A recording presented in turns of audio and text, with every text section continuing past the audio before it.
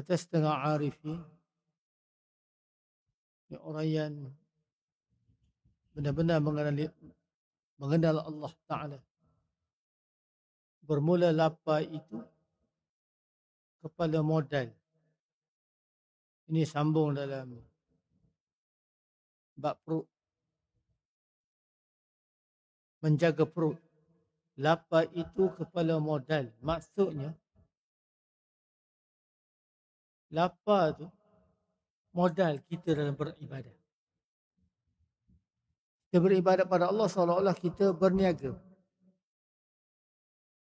Kita nak dapatkan redha Allah, nak dapatkan ganjaran baik, nak dapatkan pahala. Kita berniaga. Tapi niaga ni kena ada modal dia. Modal dia ialah lapar. Kalau tak ada modal tak jadi perniagaan kita. Ibadat pun kalau tak ada lapar tak akan jadi. Dan maknanya bahawasanya pada yang hasil bagi kami bila selesai dan sejahtera. Maksudnya lapar ni dengan berlapar. Sama ada berpuasa, sama ada kita kurangkan makan, makan tidak sampai terlalu kenyang. Menjadikan kita ni sejahtera, selamat, sejahtera. Dan ibadat jadikan kita ringan anggota kita nak beramal ibadat. Mudah. Maknanya kalau kita mudah mulut nak berzikir, mudah tangan nak bersedekah.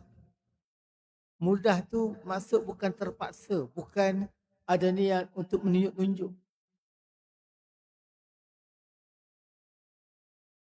Mudah kita nak tolak benda-benda yang haram.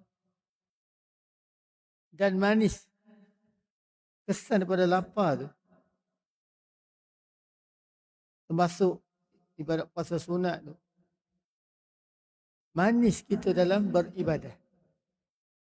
Dia ada kemanisan, kelazatan dalam ibadah. Ibadah kalau tak ada lazat, dia kalau buat pun terpaksa.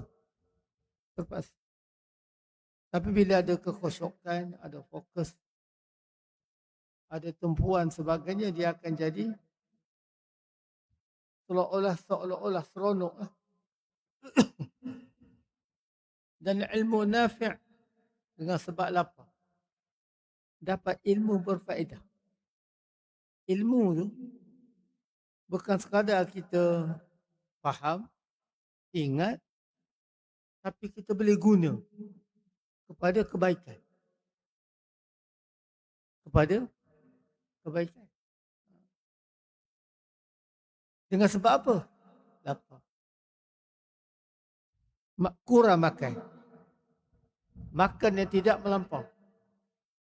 Dan sabar atasnya Allah Ta'ala. Tentulah lapar dan sama-sama sabar dalam beramal ibadah. Dan keempat, hati ni keempat daripada anggota lah yang kena jaga. Hati.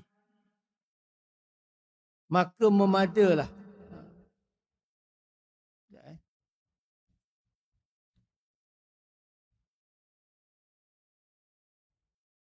Okay. Dalam bab hati ni, kata Imam Al-Ghazali rahimahullah, memadalah kamu bahawasanya ia asal sekaliannya. Hati itu asal. Termasuk asal jiwa, roh. Maksud asal tu apa? Jika binasanya, binasalah sekaliannya. Kalau hati itu rosak, rosak seluruh anggota badan. Akan menjerumuskan ke neraka Allah Ta'ala. Dan jika baiknya hati, itu maksud dia. Asal.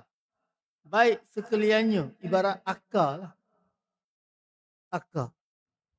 Kalau elok, elok seluruhnya. Kenapa? Kita dengar ramai orang-orang baik beriman, bertakwa. Tentu kita dengar daripada para nabi, terutama Nabi Muhammad sallallahu alaihi wasallam. Dengar orang baik di kalangan para sahabat, sahabat-sahabat Nabi. Kenapa baik? Sebab semua bermula dengan hati. Itu hati dikatakan asal. Baiklah.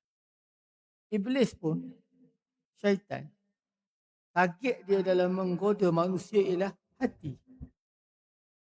Sebab hati itu adalah asal. Bahkan kita tahu kan sebelum ni kita belajar, Allah meletakkan pada hati kita malaikat ada, syaitan pun ada. Itu peri pentingnya hati ni. Baiklah. Kerana ia hati ni seperti pohon kayu. Macam pohon kayu. Dan segala anggotanya seperti cawangnya. Dahan-dahan, ranting-ranting. Itu ibarat anggota. Tapi yang pohon tu ibarat apa? Hati. Dan daripada kayu itulah pohon tu menghisap segala cawangnya. Maksudnya dahan ranting makan minum daripada pokok. Dari pokok. Pokok yang paling utama. Dia akan menyalurkan makan minum kepada dahan dan ranting. Ranting itu ibarat apa? Ibarat anggota kita. Jika baik ia, baik jika baik. Maksudnya, kalau dahan tu elok, maka apa yang disalurkan kepada dahan-dahan ranting tu eloklah. Macam tu. Dan binasa jika binasa ia. Tapi kalau hati tu tak elok, dia akan salurkan kepada anggota badan benda tak elok. Jadilah penjenayah. Jadilah orang jahat. Jadi orang pendosa. Yang sebalik yang tadi yang baik, jadi orang soleh. Jadi siddiqin. Jadi awliya.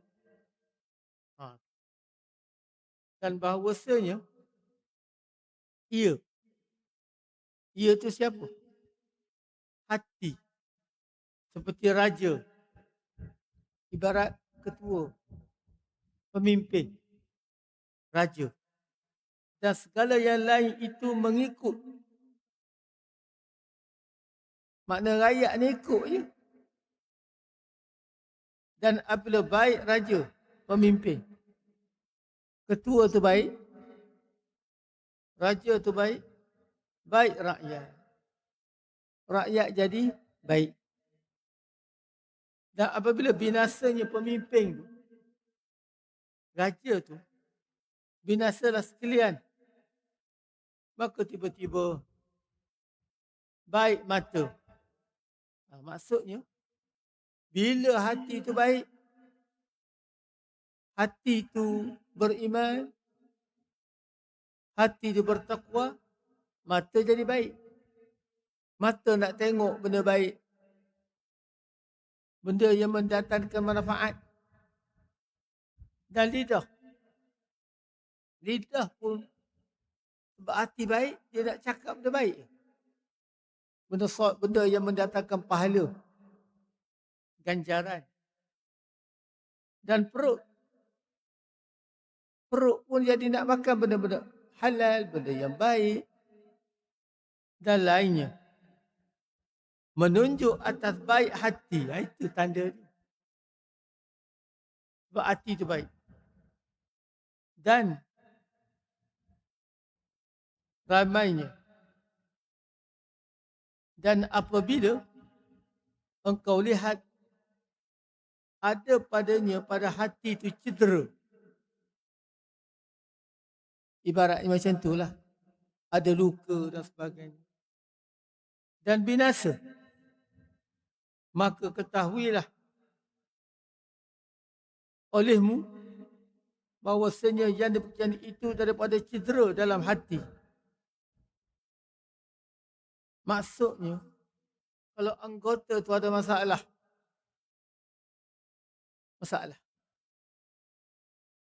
Buat benda-benda yang dilarang oleh Allah. Yang bertentangan dengan agama. Maka ada cedera di dalam hati. Itu ada masalah hati. Dan binasanya. Hati itu binasa. Telah jatuh di sana. Pada hati itu. Tetapi binasanya itu padanya terlebih banyak. Itu bahayanya. Rosak hati itu lebih banyak. Itu yang jadi kesan pada anggota. Itu jawapan hari ini. Masalah-masalah sosial. Hari ini kes bunuh kan kita dengar, kita tengok makin banyak kan. Rogol dan sebagainya. Zina. Dia datang pada individu. Betul dalam masyarakat. Tapi dia pergi pada individu, individu pergi pada hati. Masalah berkaitan dengan hati. Sebab itulah itu yang Nabi duk pesan tu. Kullu mauludin yuladu 'alal fitrah fa abawahu yuhawwidani aw yunassirani aw yumajjisani aw kama qala. Tiap bayi dilahirkan dia akan putih bersih. Arti tak ada dosa. Maka terserah pada ketua ibu bapa nak bentuk anak tu.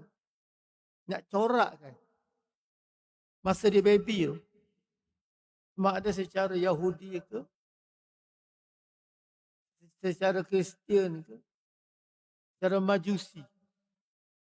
Penting daripada lahir lagi. Walaupun anak tu tak mengerti apa-apa. Perlu dibentuk. Iman. Taqwa. Peranan kita buat tahnik. Yang berjanji. Salawat. Pada bayi tu.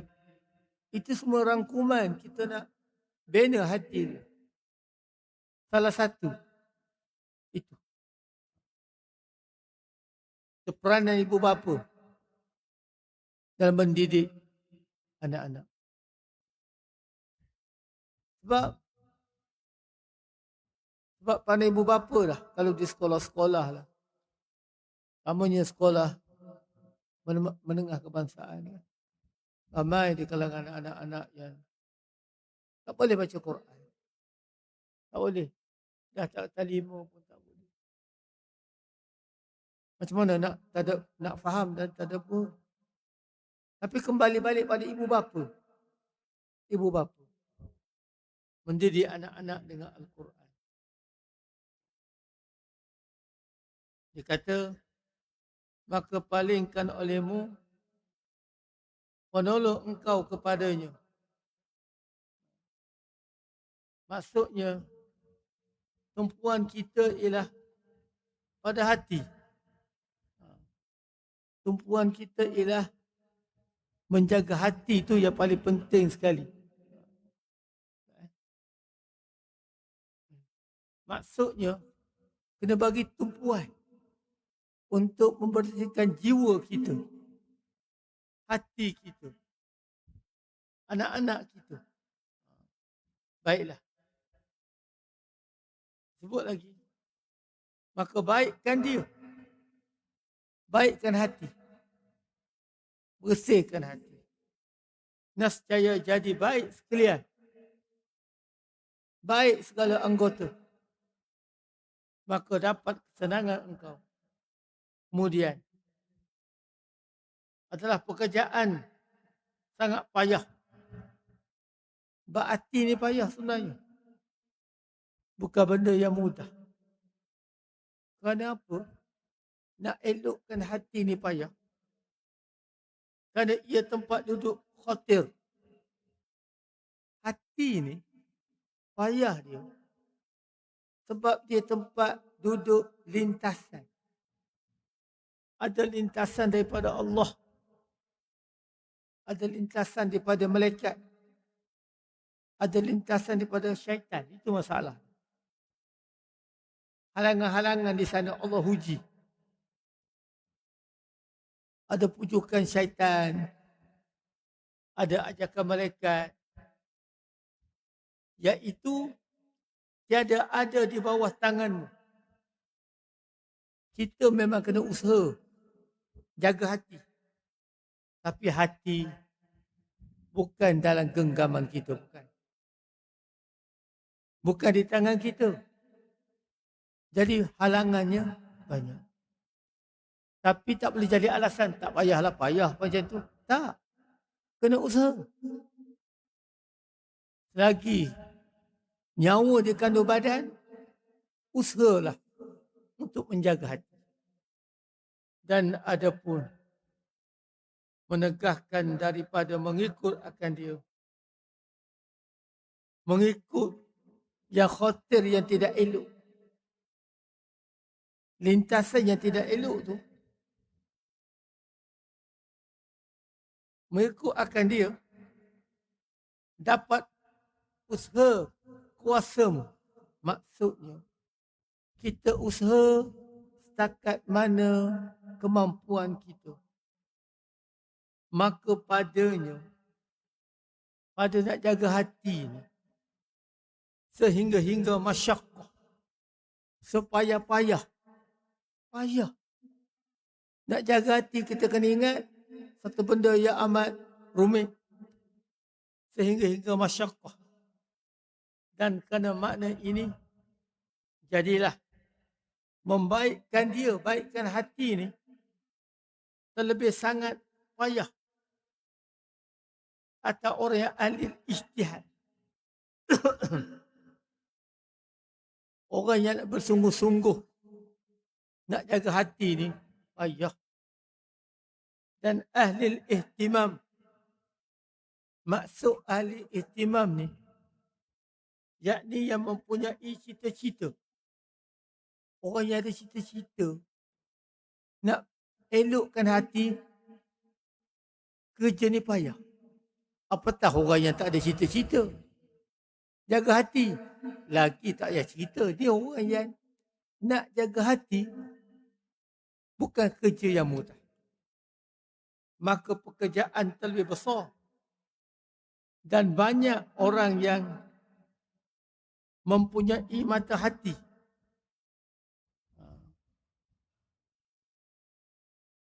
Daripada itu nak ceritanya, bukan suatu benda yang mudah. Itu peringatan untuk kita. Daripada Abi Yazid berkata ia. Kita tengok siapa Abi Yazid. Abi Yazid ni ialah Yazid Al-Bastami. Dia meninggal pada tahun 260 Hijrah. Dia ulama tasawuf. Dia kata apa? Bahawasanya ia berkata,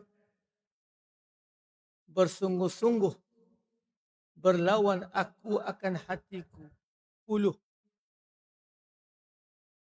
Maksudnya, aku ambil masa nak jaga hati aku ni 10 tahun. 10 tahun.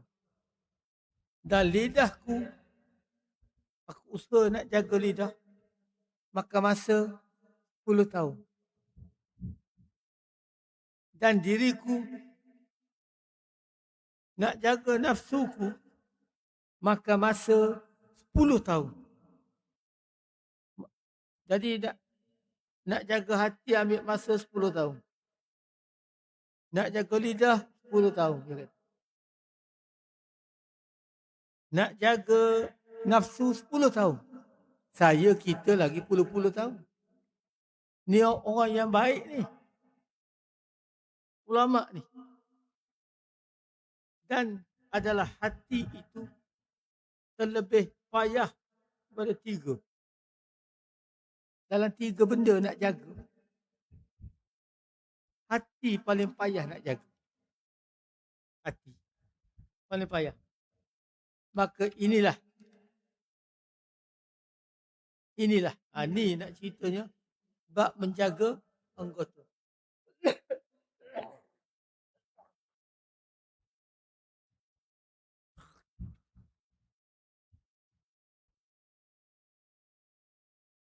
Kemudian.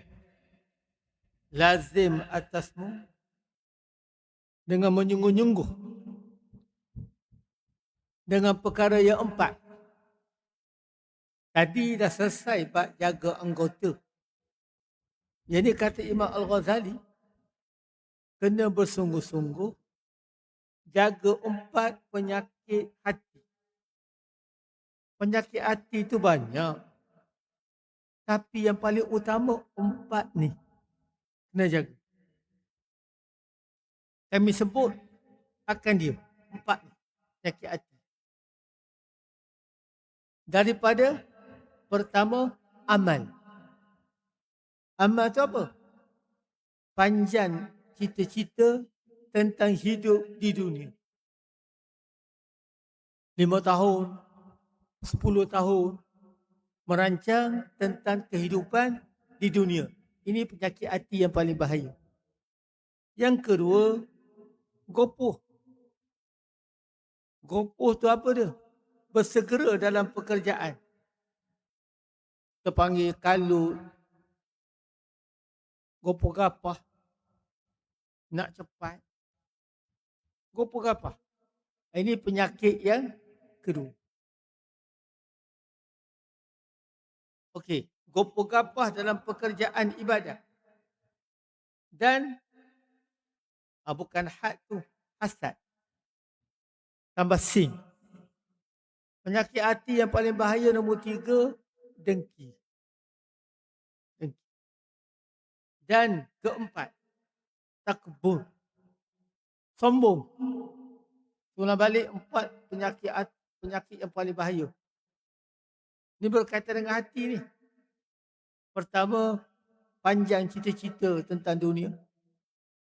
Kedua, gopoh gapah. Ketiga, hasad. Keempat, takbur. Itu penyakit paling bahaya. Dan sungguhnya, kami tentukan 4 perkara ini daripada segala perkara. Maksudnya Imam Ghazali kata, dalam banyak-banyak tu kami tentukan 4 ni aja. Yakni sifat kecelaan. Yang lain daripada tempat ini. Dan kami lebih-lebihkan tuntut atas memelihara daripadanya. Jadi 4 benda ni kena jaga. Imam Ghazali pesan, yang ni kena lebih jaga. Amal. Cita-cita, nak bercita-cita tentang rancang dunia ni boleh. Tapi jangan panjang. Pendekkan. Biasa tu panjang 10 tahun, 20 tahun. Kadang-kadang ada orang tu cerita tentang hidup dia 10 tahun. Tiba-tiba tak sampai 10 tahun, mati dulu. Patutlah kita kena berlapik dengan insya-Allah, dengan izin Allah, kena berlapik. Kita tak tahu masa depan kita. Entah hidup, entah mati. Okey. Yang kedua tadi lah gopoh gapah. kita solat contoh Quran kan, sebut dalam bab-bab berkaitan kebaikan, Quran akan selitkan dirikan solat. Kadang-kadang tak disebut zakat, haji sebagainya. Kenapa? Menunjukkan kepentingan solat. Jaga solat, insya-Allah selamat yang lain. Jadi solat tidak boleh dibuat tergopoh-gopoh. Express. Tak boleh. Sebab ada tomak ninah. Walaupun bacaan-bacaan sunat tu 3 kali. Jangan kita kata sunat je. Buat sekali tak. Kita buat 3. Bacaan-bacaan sunat. Seperti tomak ninah. Tomak ninah ni paling kurang bacaan subhanallah. Samalah. Berwuduk kita. Tak boleh gopoh-gopoh. Nanti akan ada lah anggota yang tidak rata air. Mandi wajib kita. Dengan gopoh-gopoh. Sebab kena jaga. Gopoh-gopoh ni biasa takkan sampai matlamat. Kena tertib. Kita kan solat ada tertib. Wuduk ada tertib. Nak buat keputusan. Tak boleh nak buat gopoh-gopoh. Hasad. Dengki. Penyakit yang sangat bahaya. Bertambah zaman. Bertambahlah penyakit dengki sebenarnya. Di kalangan bukan Islam. Mereka bukan Islam. Kita. Di kalangan umat Islam ini. Banyak berlaku penyakit dengki. Menyebabkan sampai dengki ni dia suka orang tu jatuh. Orang tu mati sekalipun dia suka. Bankrupt. Dan sebagainya. Dia suka. Kenapa? Penyakit dengki. Itu bahaya dengki tu. Sangat bahaya. Yang kadang-kadang orang sebab kejahilan. Sebab hati tu. Menyebabkan penyakit ni berleluasa. Berleluasa. Dan takbur. Sombong. Sombong ni jelas. Yang paling besar ialah menolak kebenaran. Sombong paling utama. Dia tahu benda tu benar. Dia tolak. Dia tolak. Tolak mentah-mentah. Dia tak nak terima kebenaran. Itu bahaya sombong. Itu 4 penyakit ni paling utama. Kalau 4 penyakit ni boleh dijaga, insya-Allah penyakit lain pun boleh dijaga. Itu pentingnya kita setiap individu jaga hati. Sebab itulah Nabi maka masa 13 tahun didik para sahabat di bumi Makkah. Didik tu lebih pada hati. Tarbiyah. 13 tahun. Berkaitan dengan akidah. Akidah itulah yang kita benda dalam. Mengucap tu memanglah sebut di mulut. Tetapi mesti bermula kefahaman kita daripada hati. Itu sebenarnya. Okey. Dia kata bahawasanya 4 tadi penyakit skala qurra tertentu. Baiklah. Penyakit dengki ni 4 penyakit tadi khususnya boleh kena kepada golongan qurra yang pakar dalam bacaan qiraah, baca Quran. Boleh kena. Dan juga ulama boleh kena penyakit ni. Dan datang ia bagi segala manusia dengan umum. Penyakit ni secara umum boleh kena kepada orang awam macam kita. Dengki, panjang cita-cita dunia. Apa lagi? Disebut dengan gopoh gapah dan sombong. Ini secara umum boleh kena pada orang awam.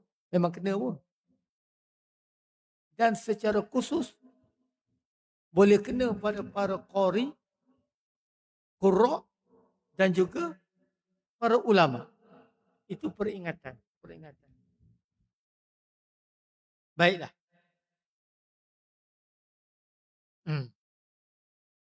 Disebut lagi dia kata,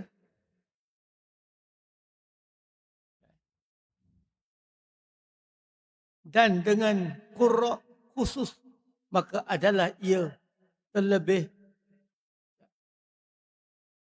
jahat. Kalau sekiranya penyakit-penyakit ni kena pada golongan yang berilmu, maka dia lebih jahat. Sebab apa? Dia tahu. Dia belajar. Orang awam kadang-kadang kebanyakan tak mengaji. Jahil. Tak tahu. Maka dia buat. Tak pelik. Tapi yang peliknya ialah yang belajar, yang mengaji. Yang ni yang buat. Penyakit-penyakit hati tadi. Dan terlebih keji. Engkau lihat seorang laki-laki yang qari, panjang cerita hidup di dalam, dan padahal ia membilangkan dia akan niat kebajikan. Dia qari, ni contoh lah. Ni disebut oleh Imam Al-Ghazali. Dia pandai baca Al-Quran. Tapi dia duduk cerita tentang dunia. Oh, nanti aku boleh pangkat banyak. Boleh pujian. Boleh duit. Dia duduk ingat macam tu. Dia rasa yang dia duduk fikir tentang dunia, harta, oh itu niat baik. Maka dijatuhkan dalam sakin dan berlambatan. Maka sebab dia duduk fikir pasal dunia semata-mata, 5 tahun, 10 tahun, dapat anugerah ke sebagainya. Jadi dia rasa macam panjang umur lah. Tak apalah, beramal tu tangguh-tangguh dulu. Taubat, tangguh dulu. Tengok, dia akan jadi macam tu. Dia kata, engkau lihat akan dia mensegera akan tempat kebajikan. Maksudnya, dia nak dapat sesuatu kebajikan, dia nak cepat. Kebaikan dia nak cepat. Tak nak 10 tahun tapi nak secepat mungkin. Maka putus ia daripadanya. Tiba-tiba tak dapat. Dia nak cepat. Anugerah, pujian, kedudukan, tak dapat. Atau mensegerakan pada memperkenankan doa yang soleh. Ataupun bila dia doa, dia rasa sebab dia orang baik. Dia doa, dia nak doa dia cepat diterima. Barangkali belum sampai ketikanya, maka dia haramkan yang itu. Baiklah. Dia rasa dia doa ni berkat. Dia pun doa. Niat dia nak suruh cepat perkenan. Tiba-tiba Allah tak bagi lagi. Dia haramkan dia. Doa dia tak diterima.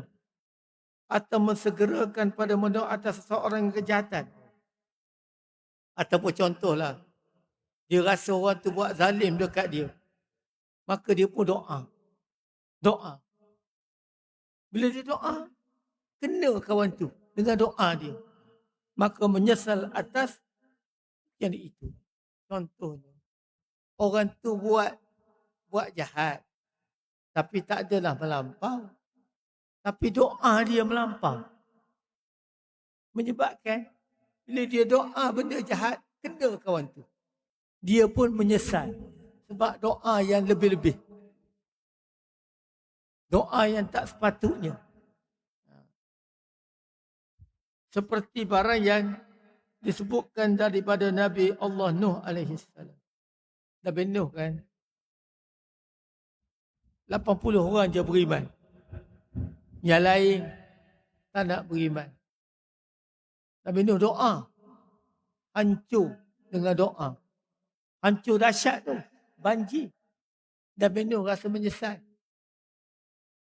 Kasihan kepada umat ini. Kita doa pada orang zalim. Tambah-tambah yang tu orang Islam. Dia buat jahat pada kita. Boleh doa. Tapi jangan melampau doa. Minta aksiden. Minta sakit yang berat. Kita tengok bila dia aksiden, kita akan menyesal. Jangan melampau dari segi doa. Dan engkau lihat akan dia dengki akan engkau sembandingan barang yang dia datang akan mereka itu Allah Ta'ala. Maksudnya, boleh jadi orang yang qari ulama, dia dengki sama-sama dia. Dia tengok ilmu dia tu nak lebih daripada aku ni. Dengki. Dia sama-sama bekerjaya. Sama qari. Ulama sama ulama. Dia boleh jadi dengki kalau tak jaga. Dia dah lebih pada aku, timur anugerah, timur pujian. Ilmu dia nampak lebih ni. Dah mula datang perasaan dengki. Sebandingan barang yang datang akan beri oleh Allah Ta'ala pada kurnianya hingga terkadang. Okey, tak apalah, kita berhenti setakat ni lah. Kita akan sambung lagi. Iaitu dengki dan juga sifat tak baik boleh kena kepada golongan ulama, golongan qari. Wallahu a'lam bissawab. A'udzubillahi minasyaitonir rajim. Bismillahirrahmanirrahim. Alhamdulillahirabbil alamin. Wassalatu wassalamu ala asyrafil anbiya'i wal mursalin wa ala alihi wa sahbihi ajma'in. Ya Allah, ya Tuhan kami mohon berlindung denganmu ya Allah, daripada azab api neraka Jahannam, daripada azab kubur, daripada fitnah hidup dan fitnah mati, dan pada kejahatan fitnah Masihud Dajjal. Wa sallallahu ala sayyidina Muhammad wa ala alihi wa sahbihi ajma'in. Alhamdulillahi rabbil alamin. Taqabbalallah.